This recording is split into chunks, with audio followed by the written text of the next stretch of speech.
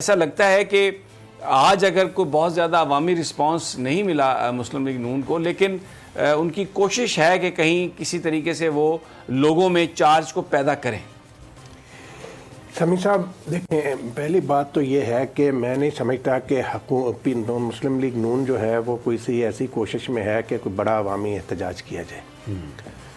उनके भी कोई पस मंज़र में अगर आप देखें तो किसी जगह राब्ता हो रहा है, किसी का किसी जगह राब्ता हो रहा है, तो ये टोपी ड्रामे जो एहतजाज के हैं ये ऐसे ही लोगों को धोखा देने के लिए हैं, ना वो संजीदा है उनकी क़यादत कोई बड़ा एहतजाज करने में। एहतजाज होगा इस मुल्क में और वो करेंगे ताजर, मैं आपको बताऊं, वो मुस्लिम लीग नून या अपोजिशन के बग़ैर खुद से ताजर जो हैं मुल्क के वो अपने राब्ते कर रहे हैं।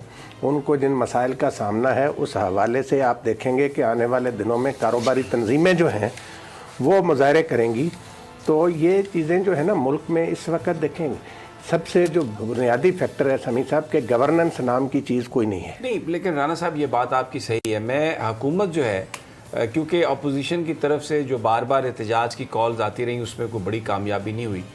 ताजरों ने ज़रूर कोशिश की लेकिन उसको भी रोक लिया गया। तो गवर्नमेंट जो है, ऐसा नहीं लगता कि वो कहीं पर भी इस महंगाई की वजह से जो लोगों की ज़िंदगियाँ तल्ख हैं उसमें कहीं हुकूमत हमें परेशान नज़र आ रही है। मैं आपको यहाँ पर वह गुफ्तगू सुनवाना चाहता हूँ गवर्नर साहब की, जो आज वज़ीर-ए-आज़म साहब ने जो इजलास बुलाए वज़ीर-ए-आज़म हाउस में, अपनी पार्टी के भी, वज़रा के भी, और सारी सूरत हाल जो है उस पर वो उन्होंने गौर किया उस पर।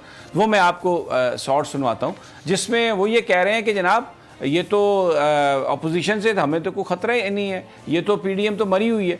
भाई अगर अपोजिशन कमज़ोर भी है, एहतजाज नहीं भी कर सकती, तो लोगों की तकालीफ का जो एहसास है वो तो कहीं ना कहीं नज़र आना चाहिए हुकूमत की तरफ से। लेकिन वो तो बस एक ही बात है कि घबराना नहीं, और वो ख्वाबों की बात है कि बस एक ख्वाब है और वो जो है उसमें हम बहुत आगे जाएंगे।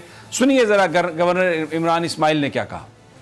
राना साहब, ये आपने बात सुनी Alina, you have anything to say कि वो कह रहे हैं कि जनाब ये अपोजिशन PDM से तो हमें कोई ख़तरा ही नहीं। अच्छा, अगर अपोजिशन से ख़तरा नहीं तो फिर चीज़ें महंगी होती जाए, कोई प्रॉब्लम नहीं है, लोगों की तकालीफ का एहसास नहीं है। समझ साहब, ये जो सारी आपने बातें की हैं ना, और जो इस्माइल साहब ने जिस तरीके से बात की है, इससे तो ये पता चलता है कि हुकूमत जो है वो इतनी बेहिस है कि उसको अंदाज़ा नहीं कि ग्राउंड पर क्या चीज़ें चल रही हैं और क्या होने वाला है उनके साथ। देखिए, जो महंगाई को पहले हमने देखा, जब PDM का आगाज़ हुआ उसमें मरीम नवाज साहिबा और नून लीग अपना बयानिया लेकर चल रहे थे, लेकिन अब जो सारी PDM है वो एक बयानिया लेकर चल रही है और वो महंगाई का बयानिया है। उनको पता है कि अगर वो इस पर पॉलिटिक्स करेंगे तो क्या होगा, क्योंकि एक आम बंदा जो है वो वाकई परेशान है। आज आप शेख रशीद साहब को सुन लें, उन्होंने 2-3 चीज़ें कही। उन्होंने कहा कि देखें जी कि अगर इन्होंने आना चाहते हैं सड़कों पर आएँ, लेकिन अगर इन्होंने कानून को हाथ में लिया तो फिर हम कार्रवाई करेंगे। यानी कि अगर वो कानून को हाथ में नहीं लेते तो अगर वो आते हैं, उनका क्राउड होता है, रावलपिंडी आते हैं, D चौक आते हैं, शेख रशीद साहब को कोई इशू नहीं। फिर उनसे एक और सवाल किया गया, उन्होंने कहा जी शहबाज शरीफ साहब की बड़ी मुलाकातें हो रही हैं।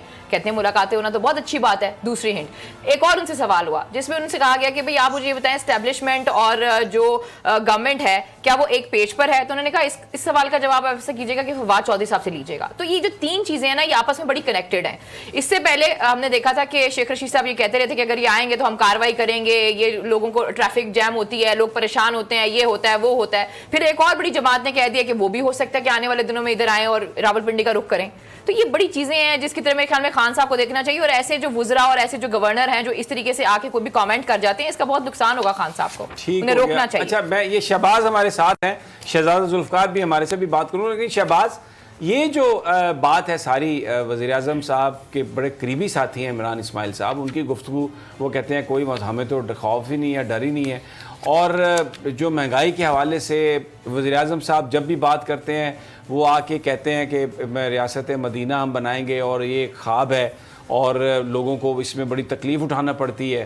बहुत सारे लोग ये कहते हैं कि वज़ीर-ए-आज़म साहब की बातें सुने तो बस ये है कि ख्वाबों में ही रहें, और वो ख्वाब जब टूटते हैं तो आगे ना रोटी मिलती है, ना कोई रोज़गार मिलता है, पेट्रोल इतना महंगा है कि वो ज़िंदगी इतनी तल्ख है कि उससे गुजारना जो है, उससे गुजर बसर बहुत मुश्किल है। आज जो मीटिंग हुई उसमें क्या वज़ीर-ए-आज़म साहब ने अपने साथियों से डिस्कस किया? महंगाई के हवाले से कहते हैं गौर हुआ, लेकिन अगले हफ्ते में कुछ फैसला किया जाएगा, जबकि दूसरी जानिब बिजली की कीमत 2 रुपये और बढ़ा दी गई, और IMF जो है वो उसके साथ जो चीज़ें चल रही हैं, क्या आज मीटिंग में क्या बात हुई? कुछ पार्टी ने कहा वज़ीर आज़म साहब से कुछ? Do you have any information to share with us? जी बहुत जमीर साहब, आप बिल्कुल दुरुस्त कहा आपने। बड़ी मजे का खेल बात है जो इमरान खान साहब ने कही। बातें ऐसे नहीं होती। महंगाई से बिल्कुल हुकूमत परेशान है और उसके अलावा तो अपोजिशन से भी इनको है। अगर अपोजिशन से इनको खतरा ना हो तो फिर ये क्यों कहें कि आप एहतजाज करें, कानून हाथ में लिया तो फिर रियासत हरकत में आएगी। तो वही जब 126 दिन ये खुद डी चौक पर बैठे थे, शहर बंद किया था, तो उसको कोई कानून हाथ में लिया था। आज का जो इजलास हुआ है उसमें बेसिकली मेन मकसद ये था कि जो तीनों सूबे हैं जहाँ की हुकूमत है, पंजाब में और केपी में और कॉलिशन में गवर्नमेंट में, इनकी क़यादत भी आज बुलाई थी। महंगाई आज बेसिकली जो है वो डिस्कस हुआ है। हुकूमत ने एक अच्छा फैसला किया लेकिन बहुत लेट किया है। वो ये फैसला ये किया है कि कुछ अशिया जो हम इम्पोर्ट करते हैं उन पर इन्होंने जो टैक्सेस हैं और लेवीज हैं उसको थोड़ा कम करने का फैसला किया है। जो एक बार फिर वो यूटिलिटी स्टोर जो हैं उसको उसके जरिए जो है सब्सिडाइज चीजें देने का फैसला किया। लेकिन एक प्लान तलब किया जिसका फैसला अगले इजलास में को ये है कि जो आम लोग हैं, लेकिन अब ये कि इसको फैसला कौन करेगा कि कौन लोग जो हैं वो ज्यादा गरीब है, कौन अमीर है, उनको सब्सिडाइज पेट्रोल देने का फैसला वज़ीर-ए-आज़म ने एक प्लान मांगा है कि उनको सस्ता पेट्रोल जो है फराहम किया जाए। वो अगले इजलास में होगा। और आज के इजलास में बेसिकली इसके अलावा सियासी सूरत हाल जो है वो बात हुई है। जो अपोजिशन ने जो एक कॉल दी थी, बेसिकली इजलास उसी के ऊपर बुलाया गया था। हुकूमत ने अपनी हिकमत अमली तय की कि हुकूमत को खतरा हो गया तीनों चारों महाज से, क्योंकि आपने देखा कि कल टीएलपी वालों ने भी जो है वो धरना दिया है। फिर एक बहुत बड़ा कौमी को आपके सामने इस वक्त है, इस पर गवर्नमेंट परेशान है। उस पर से मौलाना फजलुर रहमान और जो अपोजिशन की जमातें हैं वो भी एक मौकफ लेके ये चल रही हैं कि अगर इमरान खान सिविल सुपरमेसी के लिए अगर जाते हैं तो उसको हम साथ नहीं देंगे। तो हुकूमत चारों तरफ से परेशान तो है। ये कह देना कि हुकूमत परेशान नहीं है, ये इमरान खान के मिसीर ही हैं जो इनको अच्छा, एक और शहबाज, एक और बात मैं आज मैं शेख रशीद साहब को सुन रहा था। उन्होंने ये ऐलान किया कि जो लाल हवेली है मैं ख़वातीन की किसी यूनिवर्सिटी के लिए इसको मुख्तस कर दूंगा, मैं इसको वक्फ कर दूंगा।